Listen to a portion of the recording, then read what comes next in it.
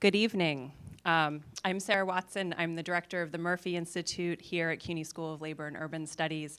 And thank you all for joining us tonight for the book launch of Practical Radicals, both all of you folks that are here with us in person and also everyone who's watching on the live stream. I'm thrilled to welcome you tonight, both from my staff role in SLU, but also as an SLU alum and a former student of Deepak's. Before I turn the program over to Tiffany Trail, the Director of Fellowships at Leadership for Democracy and Social Justice, I want to let folks know that we will have an opportunity for audience questions. It will follow the conversation tonight, and we'll have a roving mic. And we also, if you didn't see them when you came in, we have these sheets, which you can also write your questions. We'll have staff passing them out and also staff that will collect them and hand them over to Cristina. Following the conversation and audience Q&A, there'll be an opportunity to have your copies signed by the authors, Deepak and Stephanie. And before we get started, I also want to acknowledge and thank the many folks here at SLU who have contributed to producing tonight's event. Michael, Rose, and Nadia and the public engagement team, Antoinette, Aaron, and the communications team, Jeff and Tyreek and the whole IT team, Keisha, Suzette, Hector, and Marta and the operations and finance teams, and also our faculty and our deans. I also want to share a little bit about some other upcoming programming we have. SLU is really excited to be part of the CUNY LGBTQIA+ Consortium. This is our inaugural year. And as part of this inaugural year of programming, on December 1st, we will be partnering with the organization Visual Aids for Day Without Art, and we'll be doing a screening of their video program titled Everyone I Know Is Sick. The program will screen here in this space at 11, 1, and 3 p.m. And then on December 13th, in collaboration with Everyone I Know Is Sick, we'll be hosting a 12 noon virtual conversation on health and disability justice with artist and activist Pato Herbert and Ali A. Mohammed. And there's flyers at the registration table. They look like this for more information on both of those events. So thank you very much for being with us tonight, and I now welcome Tiffany Trail, Director of Fellowships at Leadership for Democracy and Social Justice.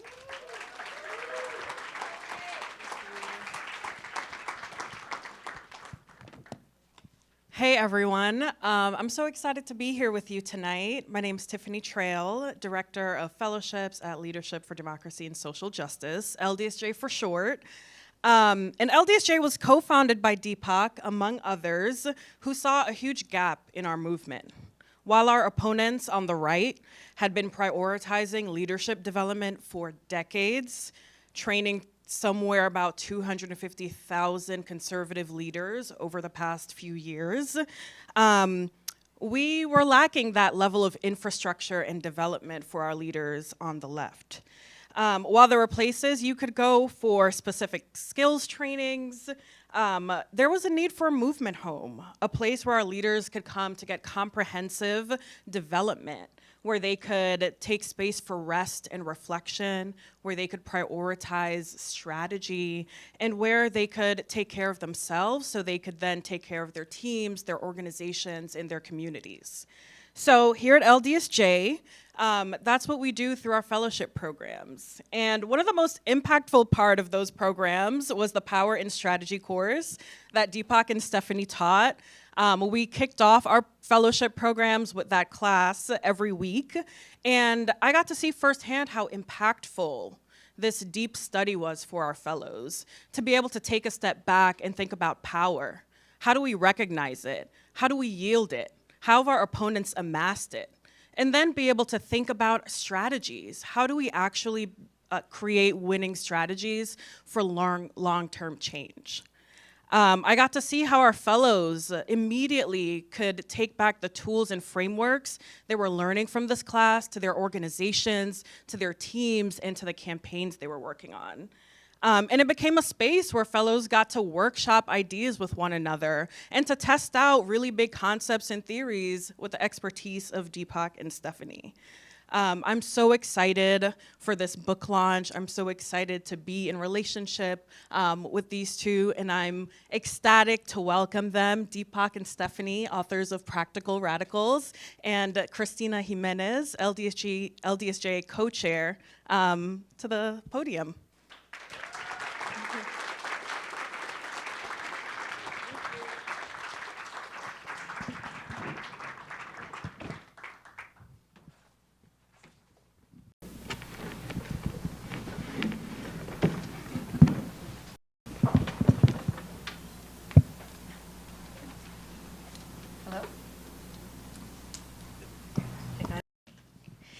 Hello, everyone.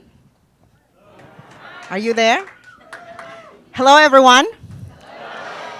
So wonderful to be with all of you this evening. My name is Christina Jimenez, co-founder of United We Dream. Really proud to be now serving as co-chair for LDSJ. After Deepak transition, big shoes to fill for me.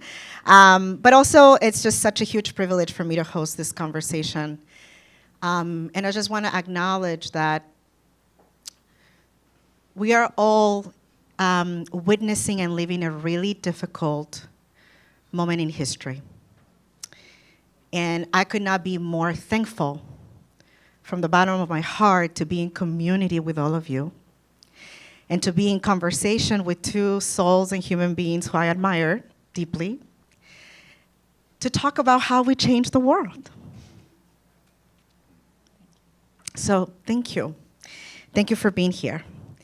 So I, was able to be part of navigating the framework in the book, the concepts of the book, because I was able to teach with both Stephanie and Deepak in the Power and Strategy course that Stephanie was talking about.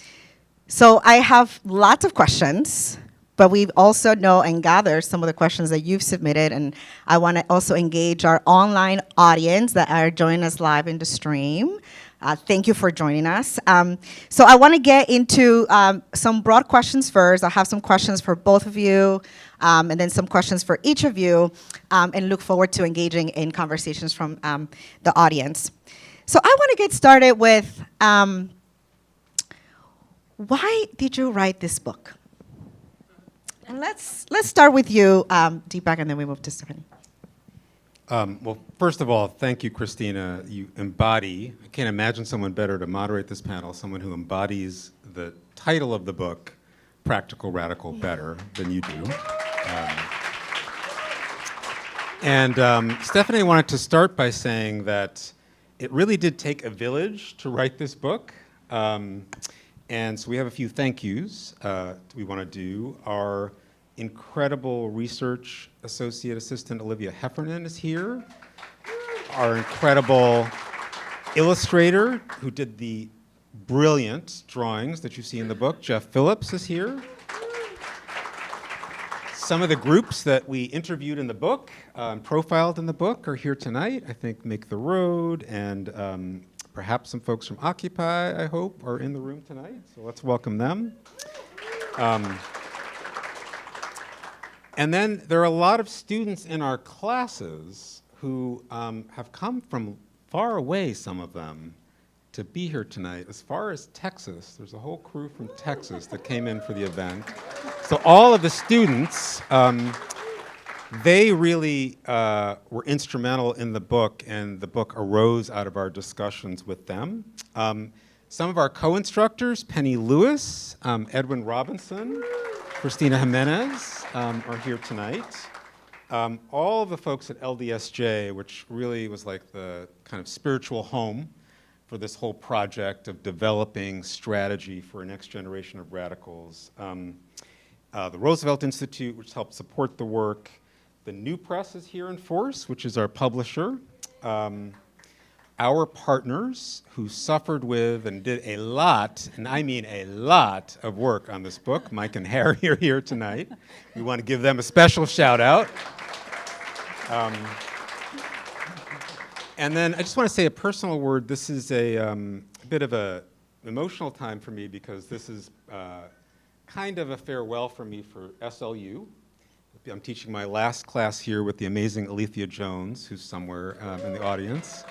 And it's been an unbelievably meaningful experience for me, and I feel just privileged to have had the chance to work with such amazing faculty and such amazing students. The book really arises out of the wisdom in this school. So I'll tear up if I go much further, but just a huge shout out to SLU. The faculty and the students here are amazing. Give them a round of applause. So why the book? So to be really honest, I was angry when I first wanted to write the book. I had left, and I'm not sure how much the anger comes through in the book. Hopefully it is agitational. But what I was frustrated with was the quality of strategy that I was seeing in many progressive circles that I was part of. It wasn't like somebody else was screwing it up. I was part of this whole thing. And so it kind of came about in lots of ways. It manifested in a lot of ways. You know, I would see campaign plans with 20 parts and no choices. I would see actions that were kind of recycled because somebody done the same action 5 years ago, but the target never knew the action happened, had no effect on their behavior whatsoever. I know none of you have had any experiences like this. I had the experience of like a wild overestimation of the power that we had in our organizations, which led to all kinds of bad decisions, and a lot of reactivity, like what's the next crisis, as opposed to what's our plan for governing power for really challenging systems of white supremacy and patriarchy and capitalism in this country. So, so one part of it was frustration. Another part of the motivation was really love. And as I came into contact with more and more emerging and young activists through LDSJ here at SLU, I was really struck by the extent to which, like, the whole lineage of being a practical radical was not being transmitted in any kind of systematic way. And I'd had the privilege over my career of being exposed to many of the strategies that we talk about in the book, but a lot of people were coming into movement being taught, well, there's only one way to do social change, it's the way that I'm teaching it, and everything else is not worth learning, or they weren't getting much of it at all. Not much political education, background in the theory and history, and the lineage, right, those thousands of years of people before us who fought for justice and all the wisdom they have, that's our inheritance. And I felt like I wanted to find a way to make some of that inheritance, that lineage, more accessible to more people. And then the last piece is just curiosity. So I often think it's like a miracle that underdogs, oppressed people ever win, given what we are up against and the forces we face. And actually, we often do win big things. How? Like, how do we do that? And genuine curiosity. And then I had a particular passion and curiosity about how does the other side do strategy? So I did a deep dive, which maybe we'll talk about later, into how corporations approach it and how it's done in the military and in politics. And so all of that was kind of the stew of some anger, some righteous anger, feeling like we could do better, we needed to better, our people deserve better, some love, and some real curiosity. Thank you for that, Deepak. What about for you, Stephanie?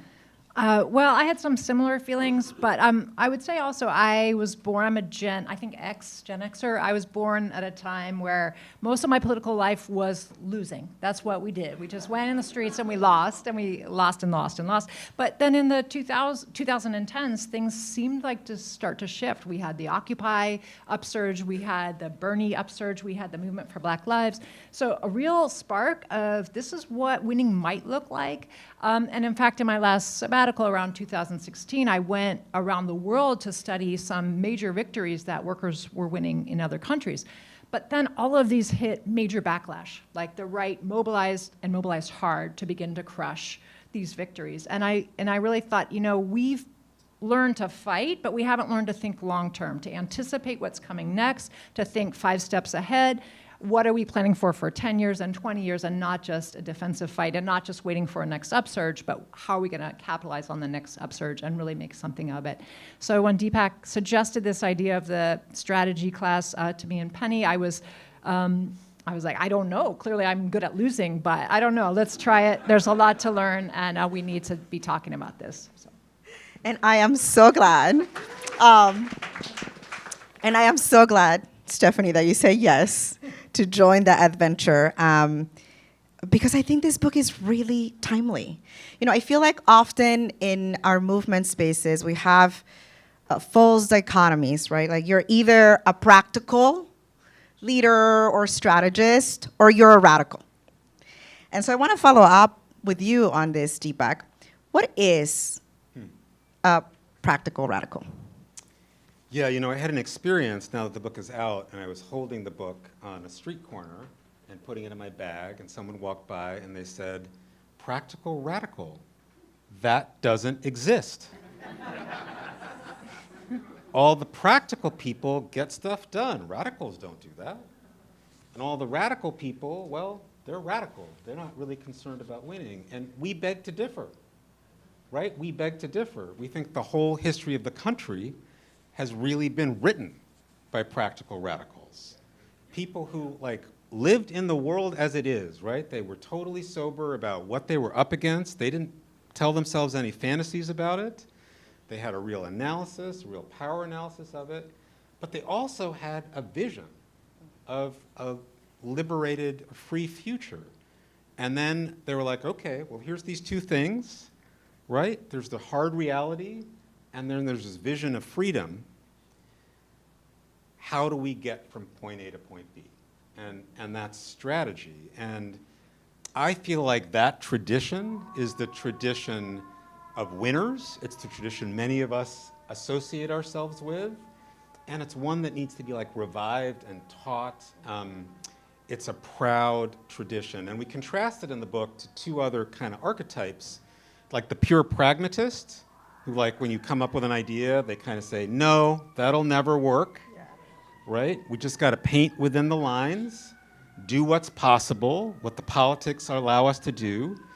And then we contrast it to the utopians, who can paint a picture of where we need to go, but then you're like, okay, sibling, love you.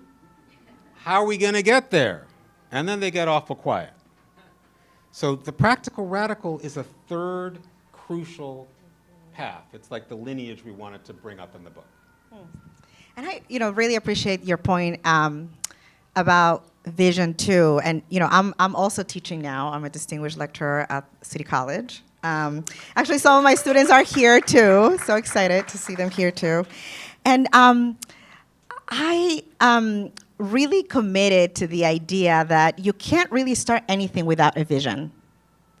But I wanted to hear from you, Stephanie. I remember our first class in Power and Strategy. We invested a lot of time on the importance of vision. Why that is, and how does that connect to strategy?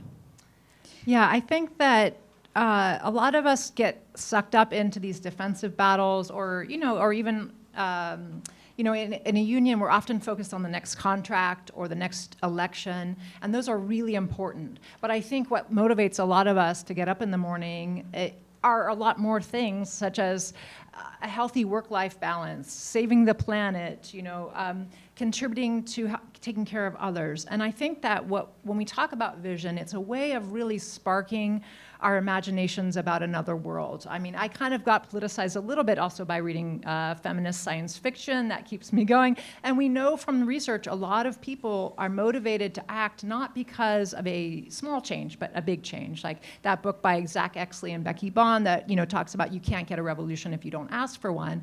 And we're not saying that works for everyone. Some people are motivated by the smaller demands or the immediate demand, but a lot of people who stick with the movement throughout their life are really fighting for liberation, for really a big vision of freedom. And I think maintaining that vision of freedom is what's going to keep you going through the hard times. Keep us going through the hard times. When we feel not grounded, when we feel things are getting hard, which they do. That's the grounding force of vision. I so appreciate that, Stephanie. And I want to then, move a little bit then now to talk about the role of power. And in the book, you focus on a few sources of power. Can you share with us how you define power in the book, and how does it relate to the process of strategy development? Yeah, so this was a real challenging part of the class. We went every semester, revised this over and over. Penny, Luce, and I, in the beginning, were really digging in the academic literature. Lots of people have written about power and theorized, academics and activists and organizers. A lot of really useful thinking. And so we had to think, what is the most useful to distill in terms of teaching this class to organizers, people who can put these ideas into practice. Some of those theories of power really have focused traditionally on kind of power from above, and they're important, but they can feel alienating and demobilizing. So we also wanted to think about power for liberation. We ended up relying on kind of amalgamation of a couple of sociologists, my advisor Eric Wright and Michael Mann, and kind of using a combination of their ideas and adjusting some of the terms in a way that was a little less academic and made a little more sense in the organizing arena. And I'm not going to go into a lot of detail because we don't have time. One of the main ones we talk about is solidarity power, which some academics call associational power, but we call it solidarity power, the power that comes from numbers, that comes from us sticking together, all of us in this room, or as coworkers, as neighbors, our power to stick together. Which includes the power to care for one another as well. We talk about disruptive power, which is the power to shut things down. A lot of times we do symbolic marches and protests. Those can be important, but disruptive power is really stopping things from happening, like UAW workers going on strike. Yeah. And then we talk about the power that comes in the realms of ideological power, economic power, political power, and military power. And I'm not going to go into detail on those. You can read the book to learn more. But the idea here is that these are not mutually exclusive. They can rest on one another. For example, to pull off a disruptive strike, you often need to have a lot of solidarity power, right? Just because you're positioned strategically in the economy doesn't mean you're going to coworkers will stick together. And then some of these can be used to build other forms of power. If you have a lot of solidarity power, you may be able to leverage it into political power, into a political movement. These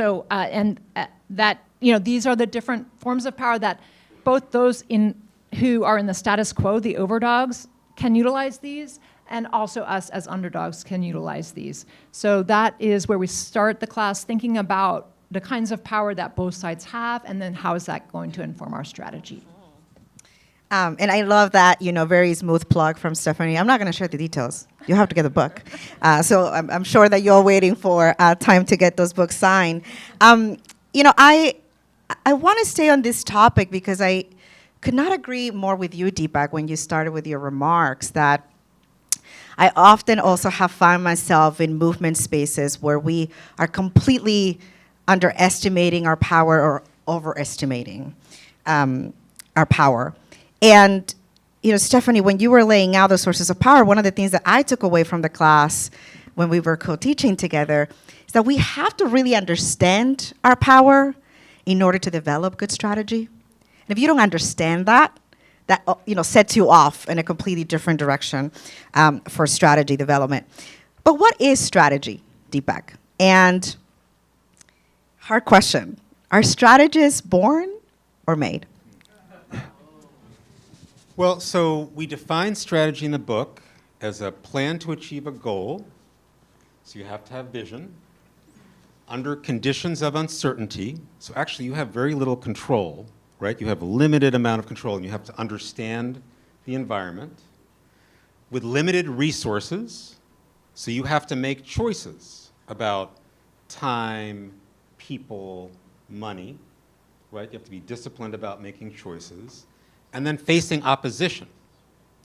So meaning you have to understand who is actually your opponent in a situation. So a plan to achieve a goal under conditions of uncertainty with limited resources facing opposition.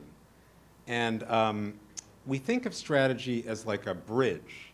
So it's a bridge between the world as it is, the world with oppression in all its forms that we see operating today, and the world as it could be or should be, the world of our dreams.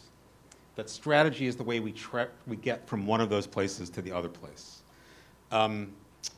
And we had a lot of conversation about this question of where should strategy come from? Where does strategy come from?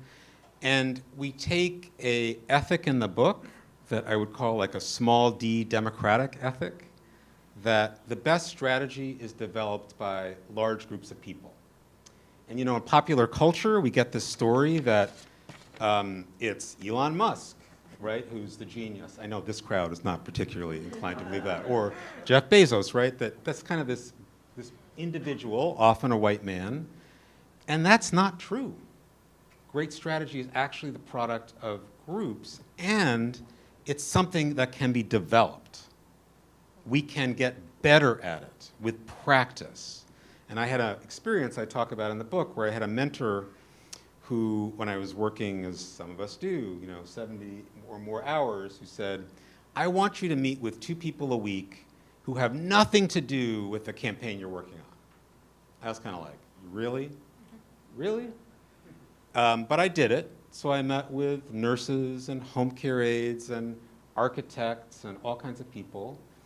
And the lesson in that was like, what would it be like to expand your horizon of your imagination to think about a campaign like an architect would, or to think about what the care in a community meeting is the way an amazing nurse does, that experience of care, that there's genius there that can be part of your you can get better at this by practicing. So we give a whole variety of tools on how individuals can get better at strategy.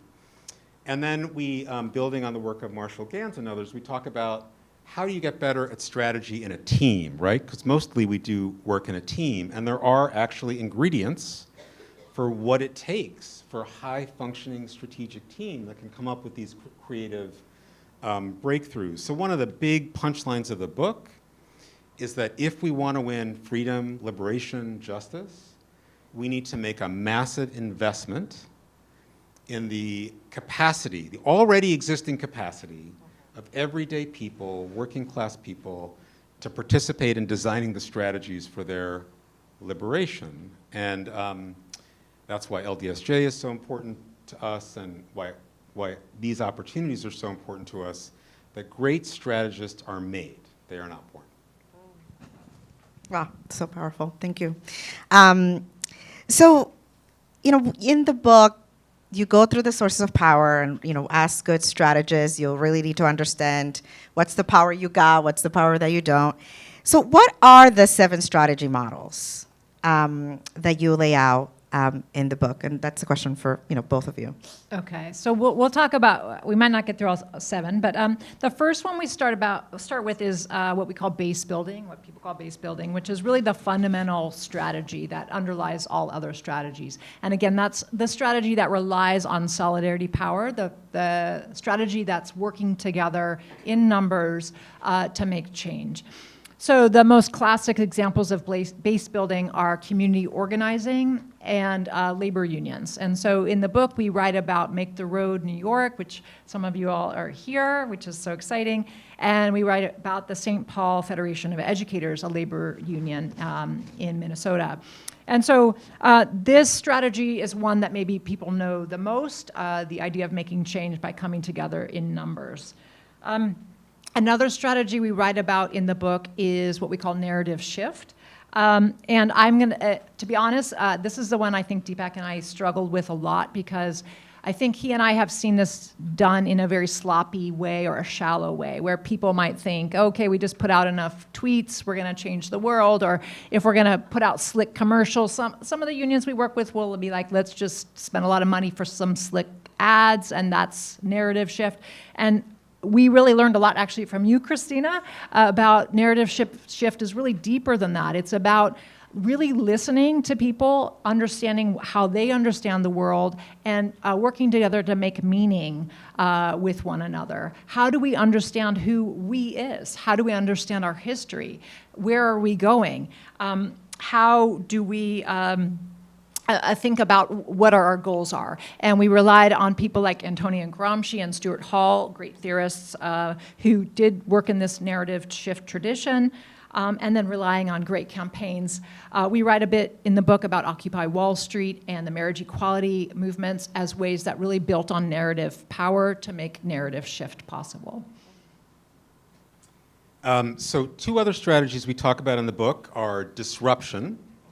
And we had the honor of having Frances Fox Piven come and teach our classes and kind of explain disruption to all of us. It was a very powerful experience. I think she's online watching, hopefully.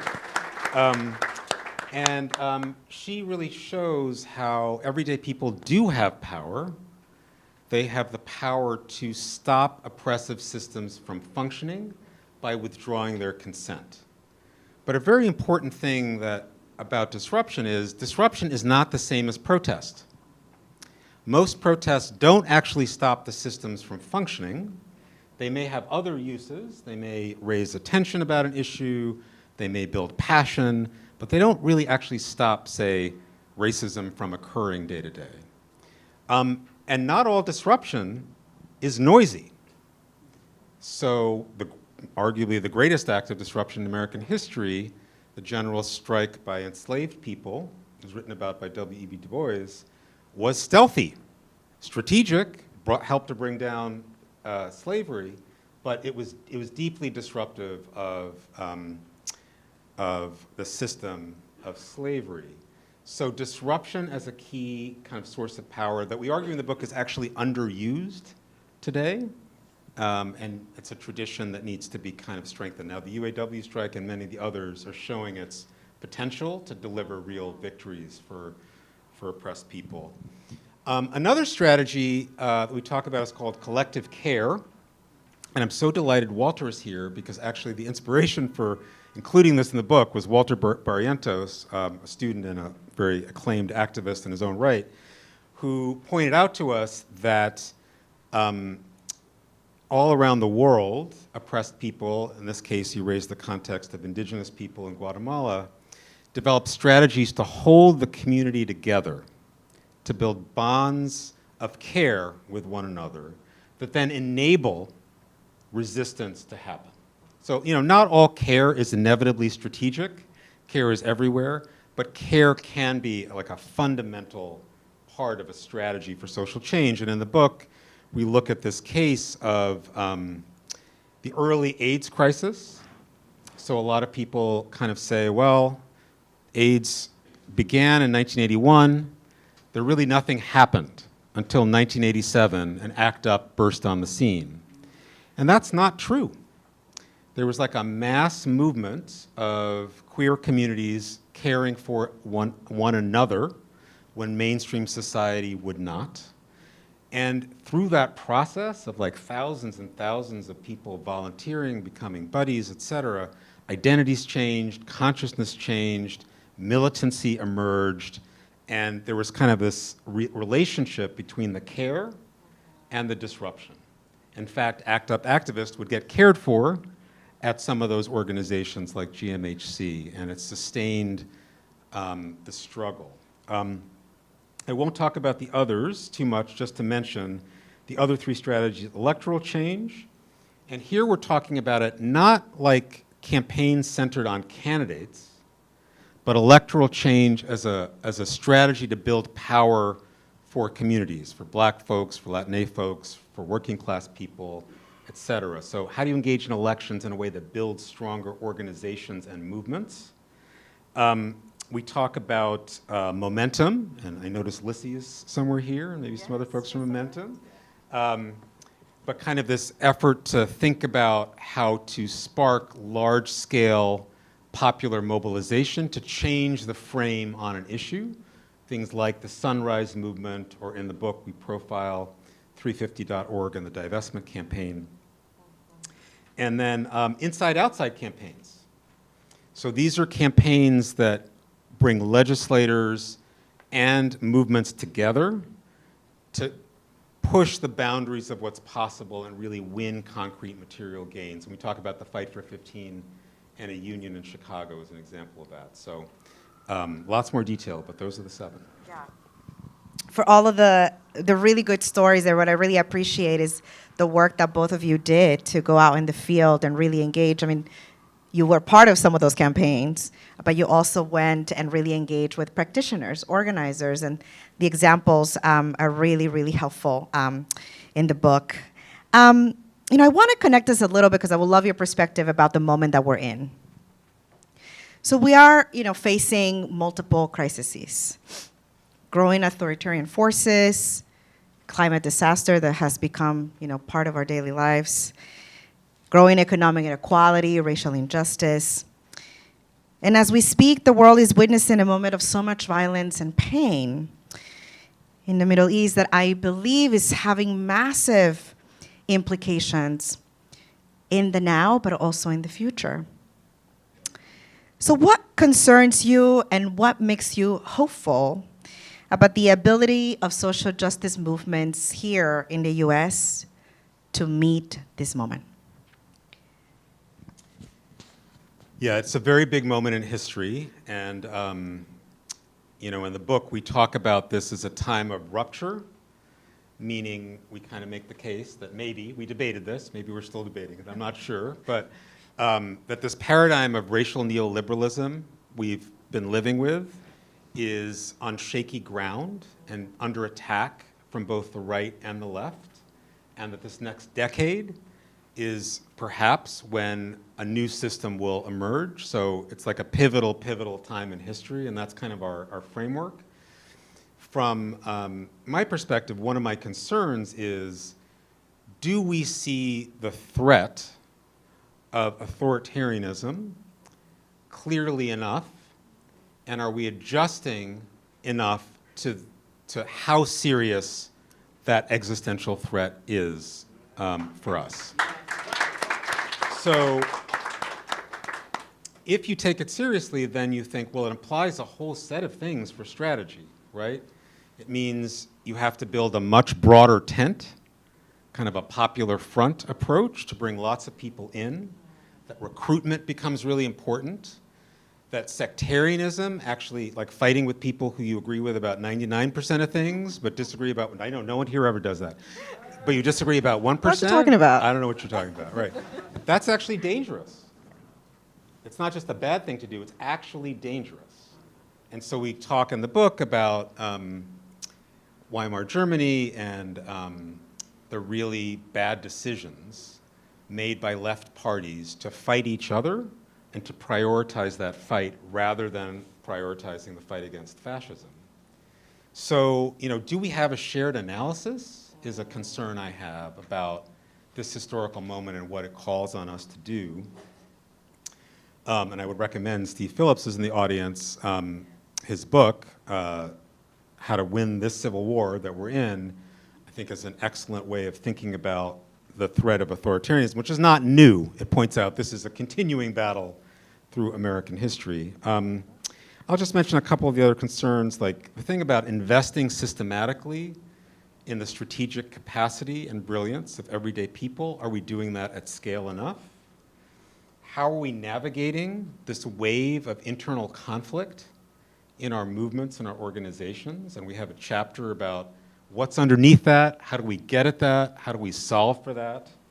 And then lastly, do we have enough what we call strategy hubs? Places where people working across these different traditions, these different 7 traditions, can come together and make meaning of the landscape. Because we need all of them, and we need them to be in strategic relationship with each other. So then what gives me hope is the fact that miraculously, well, actually not miraculously, by virtue of great strategy, we are winning in a whole variety of arenas. Winning a battle of ideas, the California fast food victory, the UAW strike, so many of them, and the progress that's been made in states like Georgia and Arizona that we talk about in the book, like enormous due to incredible, brilliant strategy. And then I think I take faith from the fact that in this moment of rupture, it's like we have the capacity to make things anew. It doesn't have to be this way. It can be different. And I feel like there's an awakening that has begun that we can accelerate, that will take us to a better future far faster than we might think is possible.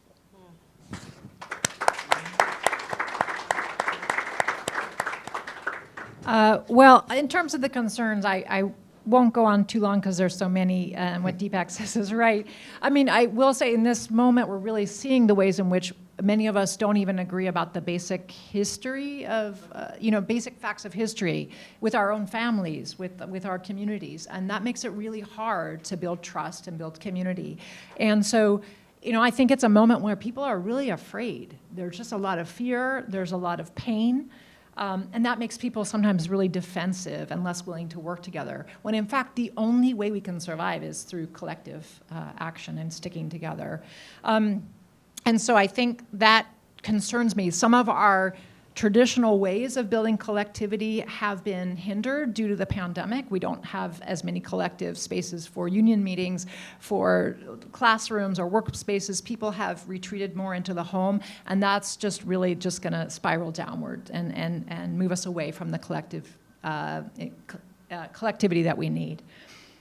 In terms of hope, I think that what's exciting is this book is emerging also in the context of a lot of other people having this same kind of conversation. I've been having this conversation with many comrades in the organization Left Roots and Left Spaces, where people are talking about strategy.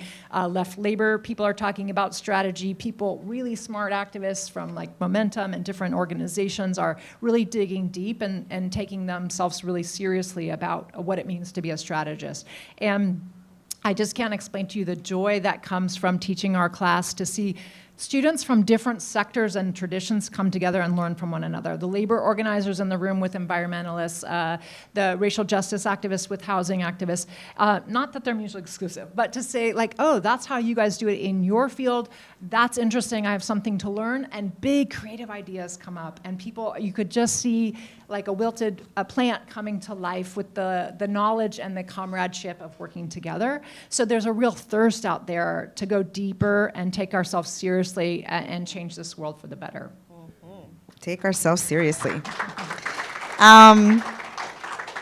Okay, so I have two more questions. So for you all really eager to ask some questions, we're getting there soon.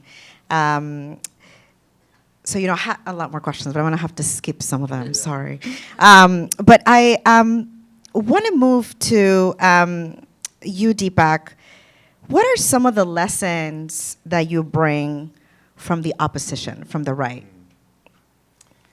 Yeah, well, I went down a dark path there for a while, sitting in on trainings at the Army War College or trying to understand the architects of the moral panics, these moral panics about trans rights and CRT and so forth, like how are they designed, where do they come from, what's that lineage, that very dark lineage, and trying to like get underneath it all. And I guess I have two key conclusions. One is there are some things we can ethically borrow from our opponents. So, there's a lot of work on the right around psych ops and, around kind of mental and moral warfare. Demoralizing your opponent and confusing your opponent is a really big theme. You can think about the efforts to disorganize the Women's March as kind of an example of that through disinformation and so forth. It's a huge theme. It's like, it's really And Russia deep. getting involved. And Russia getting involved, exactly. Like, and it's happening now in ways we don't even necessarily fully understand, I think. And some of that is possible on our side. I had this anecdote that you may remember, Cristina, from one of the immigrant rights marches, which has just always stuck out to me. I was on stage, it was a huge march, and I got a call from the crowd saying that we had a mime down. And I was like, what? By mime, do you mean somebody in white face paint who doesn't talk and kind of makes funny gestures? And they're like, yes, we have a mime down. We're going to take him to the hospital. And I was like, okay, you got to break this down for me. But the story was that some brilliant activists had gotten a group of mimes to put themselves in between undocumented immigrant leaders and white supremacist groups that they know would infiltrate. And so the white supremacist groups tried to get in front of the TV cameras. The mimes would kind of do this whole thing. The white supremacists got really pissed. And so one of them decked the mime. They got arrested. The white supremacists were made to go away. Anyway, it's a small example of like the kind of genius of some of that. And then just one other quick thing I'll say is divide and conquer, which we're all familiar with, right? The effort to divide people of color against each other, divide workers at the workplace. I mean, this is like the standard repertoire. But one thing that was so interesting to me in researching the book was we usually think we win based on just how strong our side is. That's kind of our usual view. We get bigger base, stronger, stronger, stronger. And that's true. But the other way we win is by dividing the opposition. And so the research that we looked at around the iconic, brilliant campaign to bring down segregation in Birmingham, I'll do the short story of this. You know, we usually think of it as like a moral effort, and it was. But the story that's told in most history books is like people appealed to the morality of white people in the North, and that helped bring segregation down. And that's not actually the true story. It was a brilliant strategy by black communities, first building unity, but then dividing the white power structure against itself through boycotts and disruption that forced a settlement. And if you look at history, the victories we win are often almost as much or as much about really understanding your opposition and dividing them as it is about uniting our side. And that was like a big aha moment. That's their strategy all the time. It can be our strategy more of the time. As we think about the authoritarian coalition, it's not a monolith. There are lots of pieces to it. It can be divided. So those are just some of the things. It's a lot more, but those are a couple. So juicy. Thank you for that, Deepak. So last question on my end, and then we're going to open it up to Q&A for audience. So for both of you, but I would love to start with you, Stephanie. You know, there's a lot in this book. I love it. I recommend it. Everyone who is an organizer, strategist in the movement should have it. But what do you want the readers to take away? Yeah, that's a good question. I think some of the things that, you know, I spent a long time thinking that the strategy you chose was somehow a reflection of your morals, like you're a good person if you're doing base building and you're a sellout if you do electoral work, or, you know, these kinds of things. But, you know, I think really studying it more and being serious about it is like you can always hold your values, and the strategy you choose is not, it's about building power, right? And it's not immoral to build power. In fact, we have a responsibility to build power. It means sometimes it might mean a difficult compromise, it might mean a tense alliance, but in fact, we need to be realistic, evaluate the moment, and think about the power we have and the power we need to build and which strategy is appropriate for that. And I think what I also like to take, for people to take away is this idea of bringing together this idea of movement cycles. You know, my comrade and mentor Dan Clausen wrote about this idea of the next upsurge and how movements change over time. Other people have talked about that. And my advisor Eric Wright talked about movement ecosystems. But bringing those together is thinking about how not one organization can do everything. You're part of an ecosystem and you have a contribution to make. Each of the strategies might have a strength and a weakness within an ecosystem at the time and over time. So certain strategies are more effective at certain points in history. And thinking about those intersections is how the strategies and forms of power come together. And what I want the reader to take away is you don't need to do it all, right? It's not just up to you or your organization. We're in this together. That's the only way we're going to make transformative change, is doing this together and understanding our role in that larger system. Would you like to add anything, Deepak? Yeah, well, I'll kind of go back to where I started, which is being morally right is not enough, right? We need to play to win. And playing to win means wanting power. So not being averse to power, right? Power is always bad. No, we actually need it to accomplish justice. And we need strategy. And we need rigorous strategy. And we need to debate strategy in our movements. And we need to get better at it. Second thing is, as I said before, there are these lineages that are hundreds of years old. They are our inheritance. They're beautiful, they're inspiring. Reading about how people overcame these odds is like just an extraordinary source of power for us. And we need to connect to lineage and to that sense of long time. And then the last thing is doing all this reading and research, like, yes, we have it hard, but people have had it way harder than we have had it, and they have won, and we can win. Yes.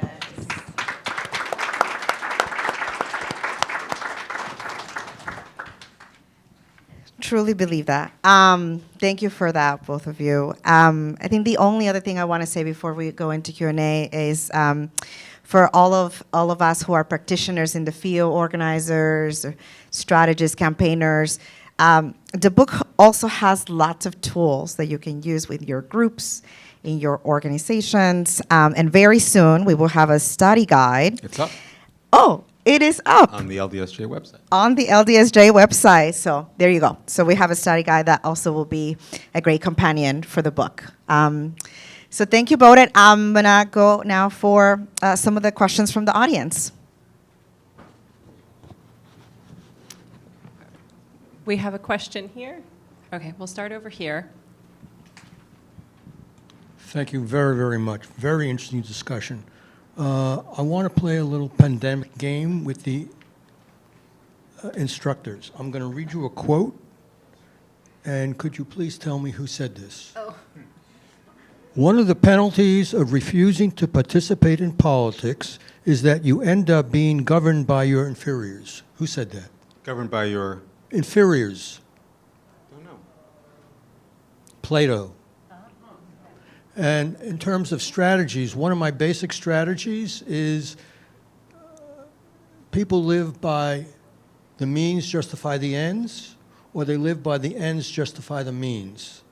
Which of those two nexuses do you think fit your overall strategies?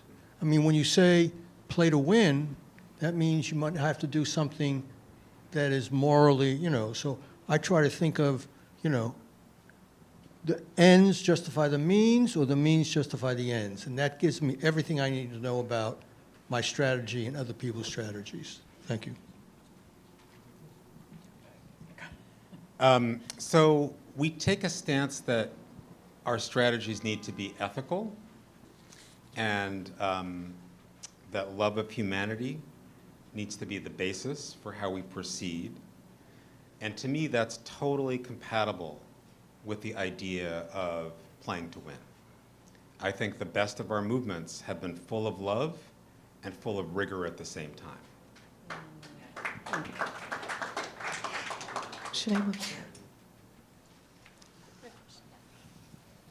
And then we'll come to the front here. Thank you. Hey, thank you both so much. I have not read this yet, but I'm very excited to. My name's Sasha. I organize with CAV, Organizing Asian Communities. We organize working class Asian immigrants mostly around housing. And one of the major contradictions in our work is that we do a lot of base building. We think about disruption, we do a little bit of electoral work, but often the actual power players we're up against are really distant from what our people can actually reach. Right? So we do a ton of base building. It's very easy for us to leverage power against a landlord, but at this point, the landlord's not actually the real power player, right? We're looking at like massive real estate companies or even banks or, you know, these places of sort of like fictitious capital that are very distant from everyday people. And it's one of the things that we grapple with all the time. Like, how do we actually bring our power to bear on our opposition and not just on their intermediaries? And I would love to hear your thoughts on that. Well, I feel like this is your arena, but if you want to. I mean, I think in labor, it's also similar where we're fighting sometimes private equity or fighting global corporations. And unfortunately, we did not write the book saying we have the answer to everything because we don't. But in fact, some of these cases are about where can you build common alliance to find other people that share that same target, which I know you know, so I'm not necessarily solving this for you, but I think what is inspiring is finding the examples where people can find common cause, not just out of solidarity, which is good, but because we share that same target.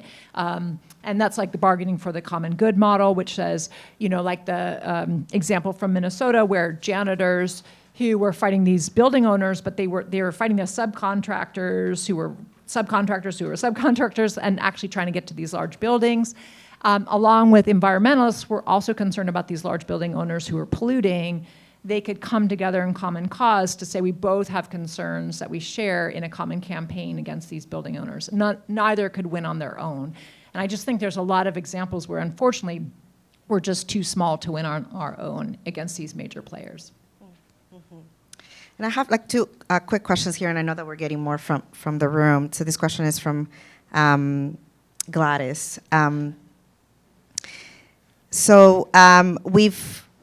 We've seen the upsurge moments and impact of Occupy Wall Street and Movement for Black Lives. In your opinion, how are those movements doing? And can you still see them making a difference as it relates to new generations of activists? Yeah, it's a great question. So I think there's kind of a contradictory story here. So one part of the story is, I think, we look at Occupy, it's had a very long tail. Mm-hmm. Like a lot of people judged at the time, Occupy doesn't have demands, et cetera, et cetera. It doesn't fit kind of our conventional model. But actually, you think about the change in narrative around economic inequality, the introduction of the 1%, the Sanders campaign, the student debt kind of movement, like a very big impact in terms of the tentacles, and I think a similar story can be told for the Movement for Black Lives in terms of new and visionary demands that weren't even on the horizon, but horizons being expanded. And both of them have been like incubators for huge amounts of talent, inspiring people to get active in movements, to become part of struggle. So that's, I think, like the positive story. The negative story, which is not just about those two, but in general, is we look at some research in the book about the declining efficacy of protest around the world. That for all kinds of reasons, targets are less responsive to protest. There's more surveillance, et cetera. And I think it's a real challenge for all of our movements to kind of figure out what are the next generation of tactics that can meet the moment, because it's clear that some powers that be have adapted substantially and figured out how to accommodate that. And this is not just true in the US, this is a kind of worldwide phenomenon. Yeah. Stephanie, would you like to add anything? So I have one more question here. I love this question. This question is from Austin. What is conjunctural analysis? Yes. And why did you include it in the book?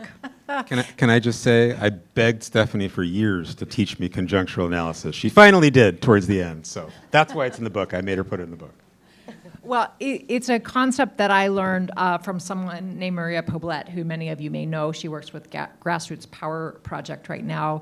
Maria says she learned it working with activists in Latin America. That was just part of their tradition.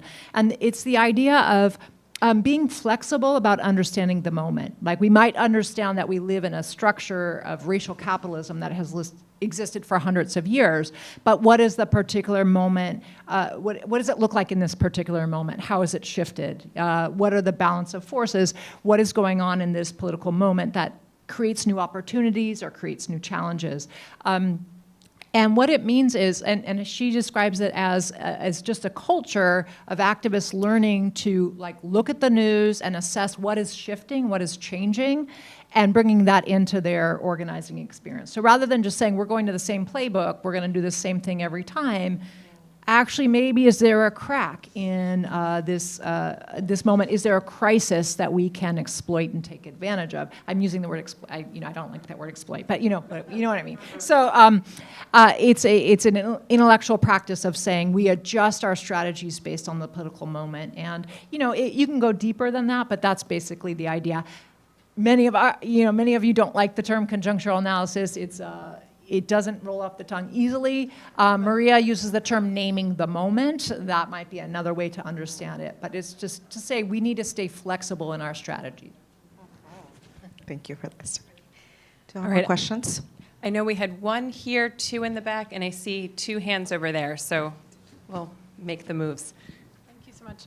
Hi, my name is Kate Spalding. I work for the Mayor's Office of Community Engagement, and I also teach part-time at SUNY Van Arsdale to Local 3 electrician apprentices.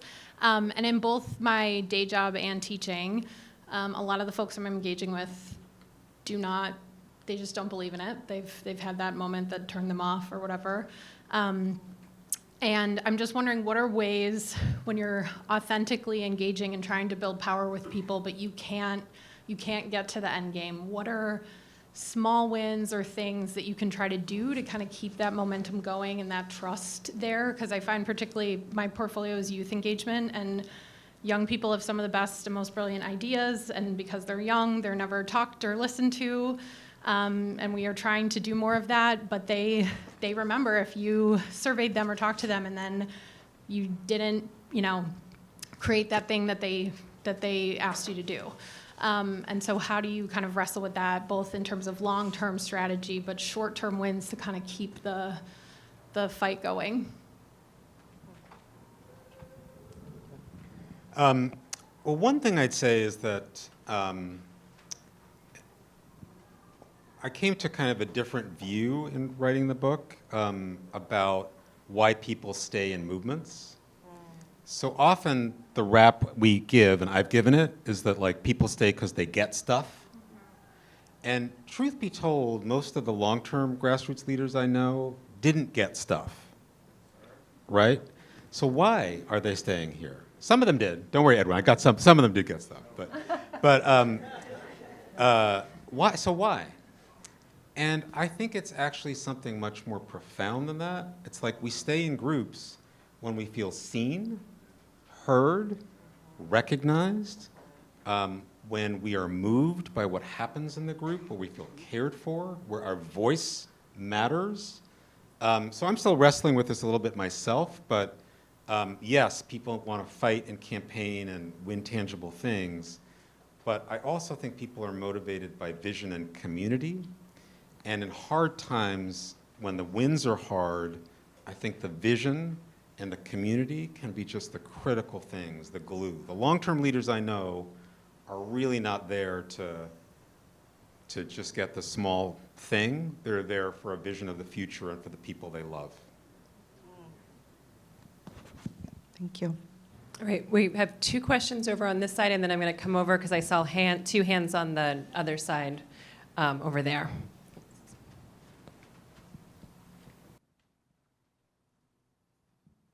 Hi, I just look like a seal out of the ocean, and I do because I swim in the ocean every day, no matter how the weather is outside. So excuse my appearance. So I come here, and I really saw the the contents of your book. And one of the things that has not been addressed is the abolitionist strategy. For instance, in my view, as I have seen in the world and where the private property over the land is the most sacred things in the world, in the free world. How can we address to do not be oppressed by the rent and being really slaves of having to go to work, to pay my bills, to pay my rent, and have no life? So no matter how skillful you are, no matter if you speak 7 languages or you have a PhD or whatever, you are in a place that is not your land, you have just to live to pay rent. So I love it, the title of your book, Radical by nature I am. I have to swim always against the currents to do not be trapped and somewhere, or it's the nature. When we are born, we are just radical. We have just to go against the hostile surroundings. So I appreciate the honesty of the author, that what he said, what he made him to the first motive that made him to write this book was frustration. I mean, if nobody here is frustrated, my bad. But I wish you guys to, I can read your book and about the abolitionist things, how to progress into abolish the private property over the land. For instance, everybody asks why China has been, because they don't have private property over the land. They have to work, but they have to work for themselves. They have to put in motion their skills, their own skills all the time to go ahead, not bringing my skills to make a landlord rich and to increase the rent and to make myself poorer and poorer and poorer, no matter how skilled I am or my offspring. So in America and all the free world, we have made the job totally antisocial, goes against me and against my offspring. So I wish to hear some more about your approach to the abolitionist and old strategy to make something like that happen. Thank you. Yeah, so big question, very big question, big project. What I would say about it is, we talk in the book about the importance of having visions of the future that are very far out there, right? Like long-term goals. And then the question is, what can you do to point in that direction? And we talk about things like, we use this term prefigurative politics, but the idea is, can you do something now that shows the path to what could be? It could be a cooperative. It could be social housing. It could be something that gives people a sense, we don't have to live like this. It could be different. So that's not a total answer to your question, but it's just how can we make the vision of the future live today so that it's vivid in people's experience in their hearts. It's not just something someone's talking about. So more to say, but that's maybe for starters. Thank you for that great question.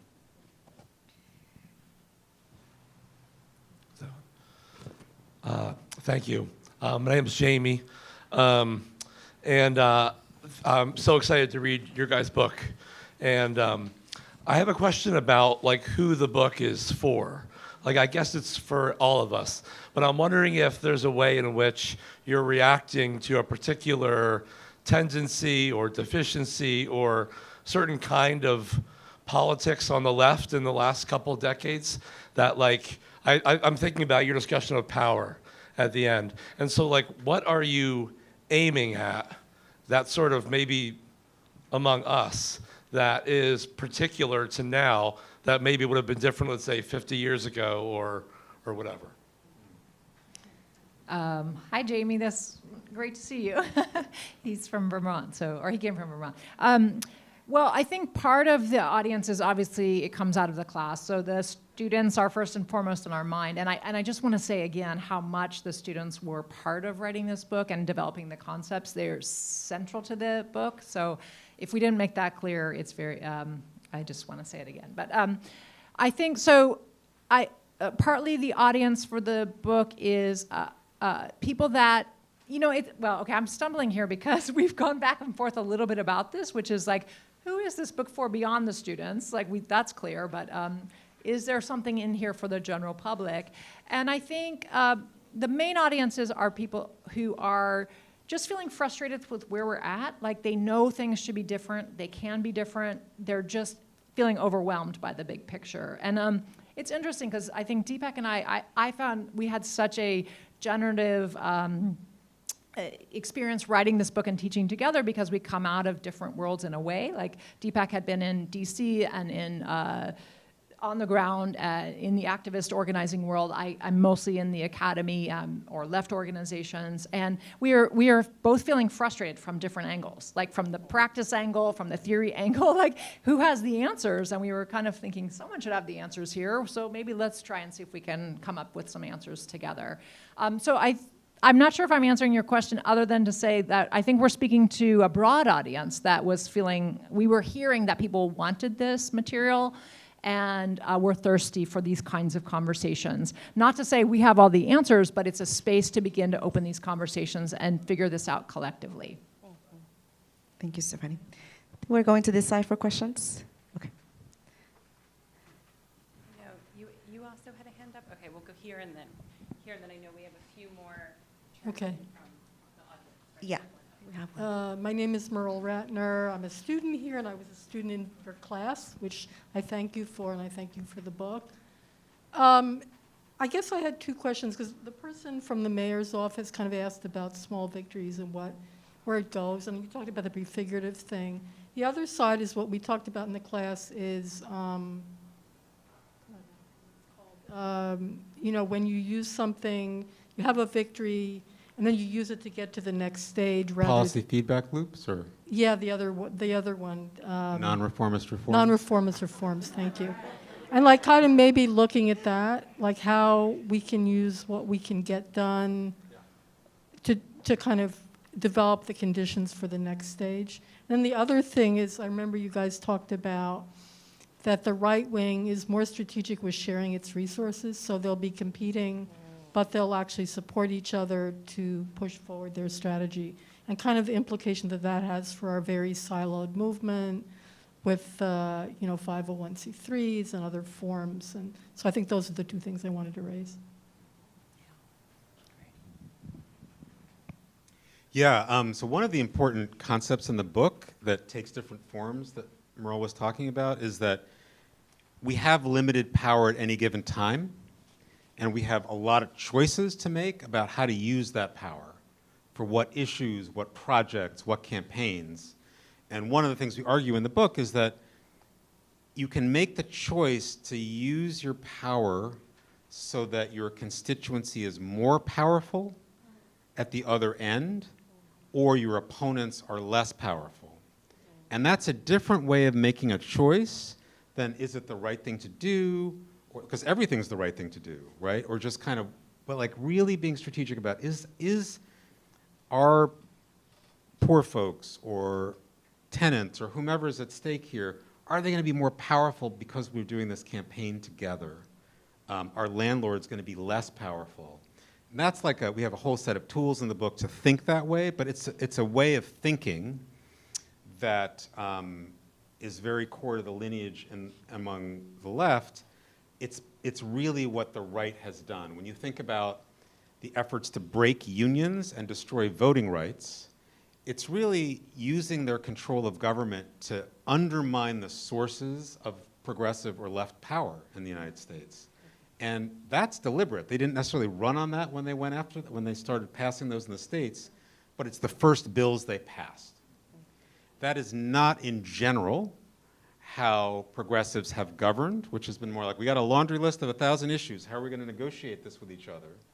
So that power lens, I think, is super important. So thank you for bringing that up. And we have time for one more question on this side, and I'll have one more from the audience before we close. So I am happy to be here. I know Deepak from college. I won't name what college it was, but I'm very pleased to. I saw an ad on Facebook, believe it or not, and here I am. My question is a sad question about when progressives are split on an issue. During COVID, there was a lot of conflict about the best way to handle the pandemic. And I found myself fighting with people over masks, over vaccines, over lockdowns, over everything. And I was like, both sides, listen to both sides. And I just felt like I was a punching bag. And once again, 3 years later, I'm a punching bag because I'm a progressive Jew. And I don't know whether to side with this side or that side of a conflict that is threatening to destabilize, more than just, staying at home, but like really whether we have a moral fabric in our world anymore and whether the militarization of the world is the only thing that matters. I can't pick a side because I'm Jewish and I want my people to live, and I'm progressive, which means I care totally about Palestinian lives. So what is one to do to hold space for both sides while they're using you as a punching bag?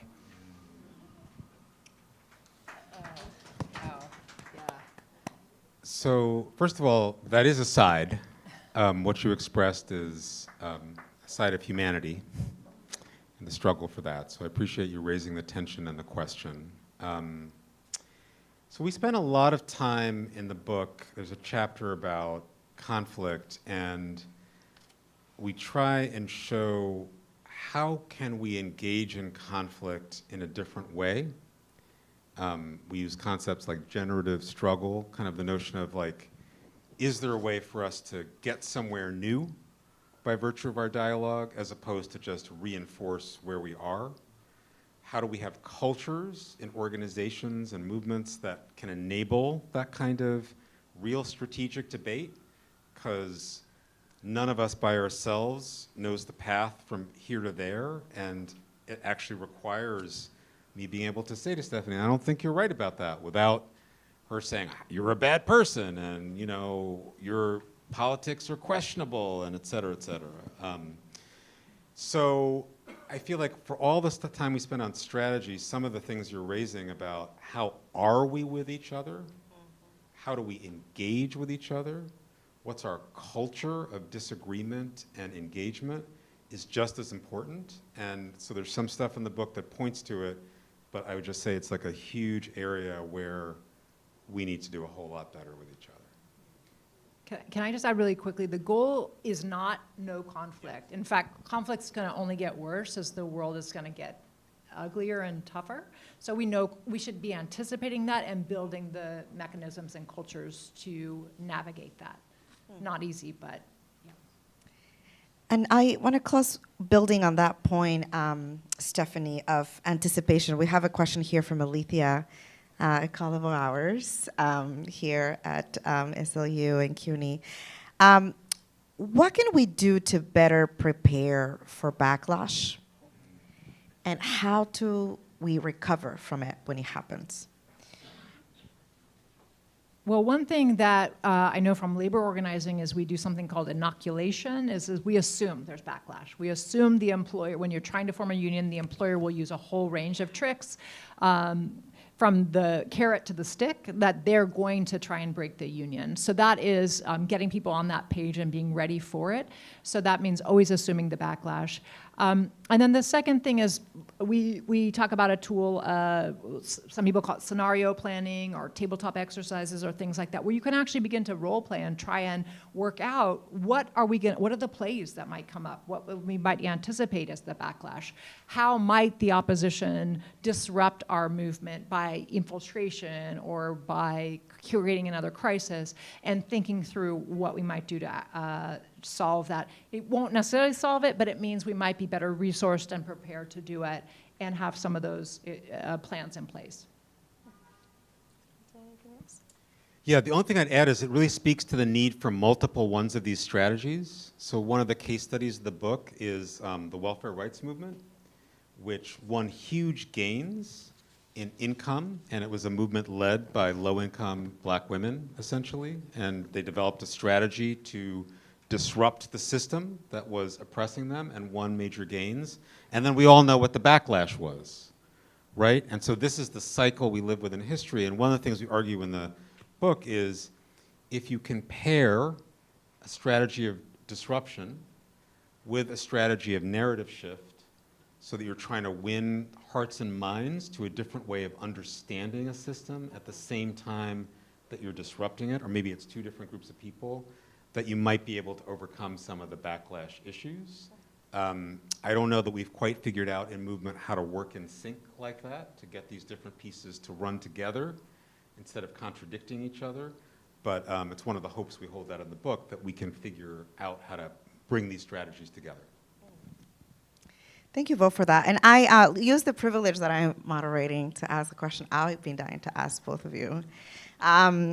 Just to close, so I know that you're already thinking about the long term. I mean, part of this book is really pushing our movement to think, and our movements to think in that way. So if you think of this book as a building block, what's next from your perspective? And from your roles, perhaps, in movement? What I am going to do is follow whatever Deepak says. No, he has contributed so much to our movements by creating LDSJ and creating these classes and these ideas for the book. So that is one thing. And obviously we're going to continue to build here at CUNY, at SLU. It's in conjunction with LDSJ. It's the idea of training ourselves as strategists, building the next generation, or not, it does not only young people in their retirement come to classes here too, but the generation of people who are going to be on the front lines fighting and building a stronger movement. So I think that's one of the things we're committed to here. It means both the educational aspect of the classes, the research, and also thinking of this perhaps as a strategy hub, as we talked about, bringing together people cross-movement to think long-term and apply some of these tools. Well, I would be remiss if I didn't say one of the best collaborations of my life has been with Stephanie Luce, and you should all be so lucky as to have a chance to work with her. She's just a genius. She really is. She totally is. So I think Stephanie said earlier that we're not like intending this as like the last word. It's supposed to be part of a conversation that is happening in lots of parts of movement, and so we don't know all the answers about what to do with all the crises we face together. We do think there are some methods, and so I think it's our hope we'll be able to participate and begin to gather some people across some different traditions to look at these things together, to begin to develop some shared analysis, to foster some relationship building across some different lines that might enable some new horizons of action. And I think my greatest hope for what might come out of the book is that it will stimulate like so many more people to get obsessed with strategy and teaching strategy and democratizing strategy and making it like just part of the everyday fabric in every house meeting and church basement, that this is what's happening. This is what we're doing, that we're like liberating people's strategic imagination, because it's there, the genius is there in communities, and yeah, if this can be a little bit of a spark or an ember to get it going, that would be amazing. That's so powerful. The genius is in all of us, yes. So a round of applause for our authors, Stephanie